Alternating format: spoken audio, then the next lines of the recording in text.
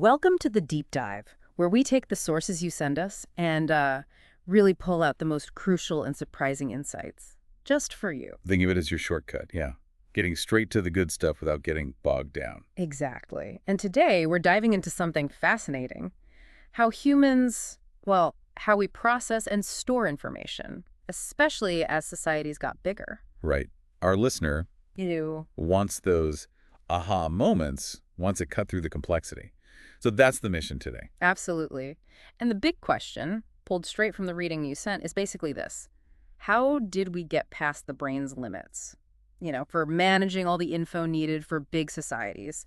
And what happened because of that? Yeah, and we're talking about all kinds of info. Simple rules, complex math, the whole lot. Okay, let's unpack this then. Where do we start? The brain itself. Let's start right there. The brain is amazing, obviously, but it has built-in constraints, especially for huge groups working together. Memory alone just doesn't cut it. Right. Like, think about football, maybe. Evolution gave us legs, arms. Sure, the physical bits. But not the rule book, right?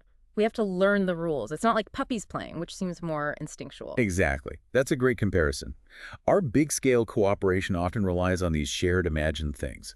Football rules, kingdoms, money, religion. Things we all just agree exist, even if you can't physically point to them. Precisely. Yeah. They're not hardwired like, say, how a beehive works. Bees don't need meetings to decide who gets the nectar. Huh. No bee union reps arguing for better pollen distribution. Right. It's genetic, environmental. For us, these social ideas need constant upkeep. Laws, customs. They have to be remembered, passed on. If everyone in an early kingdom just forgot who was supposed to be in charge. Poof. Chaos. Because it wasn't natural in a biological sense, it was learned. And that brings us to the brain as what the reading called an empire-sized database. It has issues. Okay, like what? Well, first, limited capacity. Sure, you hear about incredible memory feats, ancient mnemonics. People reciting epics or laws. Exactly. But even they had limits. Think of a modern lawyer, brilliant, knows tons of case law, but not every single detail of every case ever. The brain's hard drive is finite. And no cloud backup back then. Definitely not. Second problem, mortality. Right. Brains die. And the info stored only in them dies too. Ouch. And even passing info down orally, generation to generation. It's like that game of telephone, right? Things get garbled, misremembered, change. Absolutely. The accuracy just degrades. But maybe the biggest limitation is the kind of information our brains evolved for. Ah, right. Hunter-gatherers. Exactly. Their survival depended on remembering really specific stuff about their environment. Which plants kill you, which heal you. Where the animals are likely to be, who's who in the social group. Like remembering that mushroom under that specific tree is bad, but the one nearby is good. Crucial details. Or your example, Lucy remembering her history with John to figure out social dynamics. That's complex, but it's specific relational data. Okay, so our brains are good at that kind of info. But then Then came the agricultural revolution. And suddenly, societies needed a whole different type of data. numbers. Lots and lots of numbers. You got it. Foragers didn't really need to track, the exact yield of 500 different plots of land. Whether you picked 30 berries or 35 didn't fundamentally change your day. But running a settled society, a village, a town, eventually a kingdom, you need math. You need to track taxes, harvests, land ownership, debts. Stuff that just swamps individual memory. You can't keep all that straight in your head for thousands of people. It's cognitive overload. And this bottleneck, this inability to handle mass numerical data, really put a cap on how big and complex societies could get for a long, long time. Until someone figured out a workaround. Mesopotamia, right? Yes. The Sumerians down in Mesopotamia, maybe 3,500 to 3,000 BC, they were getting prosperous, society was growing, and bam, information overload. So what did they do? Some clever people invented a system, a way to store and process information outside the brain. And critically, it was designed specifically for mathematical data. Writing. Exactly. It broke through that cognitive ceiling, allowed for cities, kingdoms, empires. And this early Sumerian stuff, it was on clay tablets. What? Clay tablets, yeah. Using two basic types of signs. One type stood for numbers. And they used base 6, which is why we still have 60 minutes in an hour, 360 degrees. Amazing legacy, isn't it? And the other type of sign represented things. People, animals, barley, land, whatever. So you could combine them, like X amount of barley. Precisely. Record way more data than one person could possibly remember reliably. And wasn't there something about the first recorded name? Oh, yeah, that's fascinating. A tablet reads Kushim. Could be a title, like accountant. but it might just be a guy's name. So the first person we can name from history might have been an accountant, not a king or a poet. Kind of puts things in perspective, doesn't it? Yeah. It really hammers home that early writing was about practical stuff, facts and figures. Yeah, the oldest messages aren't epic tales. They're like 29,086 measures barley, 37 months krishim. Thrilling administrative records, but absolutely vital. Taxes, debts, ownership, the bedrock of a complex economy. So your modern spreadsheet has very ancient roots. Okay, so this early writing, it wasn't like writing as we think of it now. Right. It's important to understand it was a partial script designed for specific tasks, mainly math and lists. It couldn't really capture the full range of spoken language. Unlike, say, English or hieroglyphics, which are full scripts. Exactly. Full scripts like Latin or Braille even can represent pretty much anything you can say. Early Sumerian wasn't built for that. It was built to do things spoken language couldn't do well, like manage huge amounts of data. It was a new tool for thinking, for organizing. And Sumer wasn't the only place to come up with something like this. What about the Andes? Good point. Totally different system, same basic idea. In the Andes, before Columbus, they used quipus. And knotted strings, right? Knotted cords, yeah. Different colors, intricate knots, spacing, all encoding numerical data. Taxes, census info, property records for the huge Inca Empire. Wow. So knots could hold all that information. Incredibly effective system. They managed millions of people across vast territories with these things. So effective, the Spanish actually used them for a while after the conquest. Really?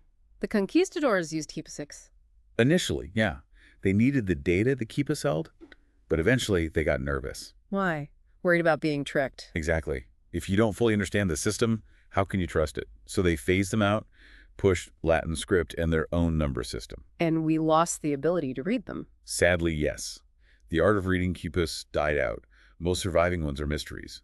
A huge loss of knowledge. Okay, back to Mesopotamia. Their partial script eventually became more. It did. Between about 3000 and 2500 BC, they kept adding signs, making it more flexible. It evolved into a full script, cuneiform. And that could be used for more than just accounting. Oh, yeah. Now, kings could issue decrees, priests recorded prophecies, people wrote letters.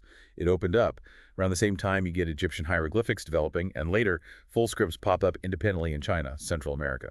So full scripts allow for poetry, history, religion, all the richer cultural stuff. Definitely. But, and this is key, those original partial scripts, or at least the function of handling numerical and administrative data efficiently, remained absolutely vital. So even with full scripts around, you still needed systems just for the numbers and lists? Absolutely. Think about it. Epic poems might have survived orally, maybe a bit changed, but they could survive. But complex administration, managing a state, that needed writing, specifically the kind good at handling data. Modern bureaucracy is still built on that foundation. Databases, spreadsheets, it's the same principle. Okay, so now you have all this written information piling up. Clay tablets, maybe papyrus later. How do you find anything? Yes. The next big challenge. Having the records is one thing. Finding the right record when you need it is another. Imagine King Zimmerlam of Mari's archive, thousands of tablets. How do you find one specific land deed from 20 years ago? Like finding a needle in a haystack made of clay. Pretty much. So just writing things down wasn't enough. You needed organization. Catalogs, filing systems. Exactly. And ways to copy important documents. And ways to retrieve information quickly and accurately. Basically, ancient search algorithms run by librarians and clerks. The unsung heroes of early civilization. Totally. And developing these systems, cataloging, indexing, retrieval, was arguably harder than inventing writing itself. Lots of cultures invented writing, but the really successful early states, Sumer, Egypt, China, the Incas, they invested heavily in the infrastructure around writing. Schools for scribes. Schools for scribes, absolutely, but also for clerks, archivists, librarians, accountants, people trained specifically to manage information. And it wasn't easy training, apparently. I remember reading about students getting punished. Oh, yeah, we have evidence like school texts from Mesopotamia showing students getting caned for mistakes, for speaking the wrong dialect. It was rigorous. You had to be disciplined to master this stuff. Because it required a whole new way of thinking. A fundamental shift. Our brains naturally work by free association, right? One thought connects to another, sometimes in weird ways. Yeah, happens all the time. But bureaucracy demands compartmentalization. Tax records go here, land deeds go there, marriage certificates in that box. Everything's separate, filed neatly. Try filing, I don't know, a complex feeling or a piece of art in that system. Doesn't work well, does it? Yeah. So to make these external systems work, people had to train their minds to think like the filing system. Less associative, more linear, more compartmentalized. That's a huge change in how humans process the world, trading some mental flexibility for administrative efficiency. A massive trade-off. And arguably one of the most profound long-term impacts of writing on how we think. And this drive for efficiency for abstract data handling, it just kept going. Absolutely. Yeah. It got a huge boost with Arabic numerals, which, fun fact, actually came from India originally. Right, the 0 through 9 we use now? Yep. That system, plus symbols like plus, minus, and crucially 0, made manipulating numbers incredibly efficient and versatile, much more so than Roman numerals, for example. Try doing long division with Roman numerals. Exactly, it's cumbersome. This Hindu-Arabic system, this mathematical script, became incredibly powerful. And it's basically taken over the world, hasn't it? In many ways, yes. It's the dominant language for global governance, business, science, technology. Doesn't matter what language you speak or write, the numbers are usually the same. If you want to influence things, you need to speak numbers, translate ideas into data. Precisely. Think about how we measure poverty with a poverty line, or creditworthiness with a credit rating. Even happiness gets turned into metrics. Or entire fields like physics or engineering, they basically are a mathematical script. Right. You can't really express the core concepts adequately in just words. The math is the language. Like that relativity equation, E plus serum. Most of us see symbols, but physicists. Physicists have learned to think with the symbols, using the external system, the blackboard, the computer, as an extension of their own minds. They process information in a way our unaided brains aren't really built for. Which leads us, I guess, to the ultimate abstract script. Binary. The zeros and ones of the digital age. Driven by computers. It's even more detached from human language or intuition. Everything we're doing now, it's conversations, seeing things online, money moving around, it's all just zeros and ones underneath. Deep down, yes. Complex sequences of binary code processed by machines. It's a form of writing that machines understand natively. It's kind of mind-bending. Writing started as our tool, but now is it becoming the master? We're adapting to its logic. That's a profound question. Computers still struggle with human nuance, right? Emotion, context, ambiguity.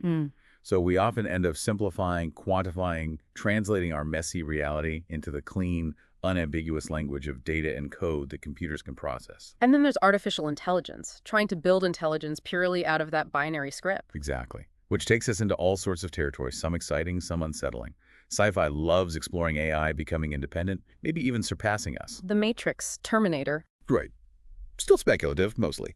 But it definitely underscores how deeply script, from clay tablets to binary code, has reshaped not just our societies, but our very way of thinking and being. Okay, wow.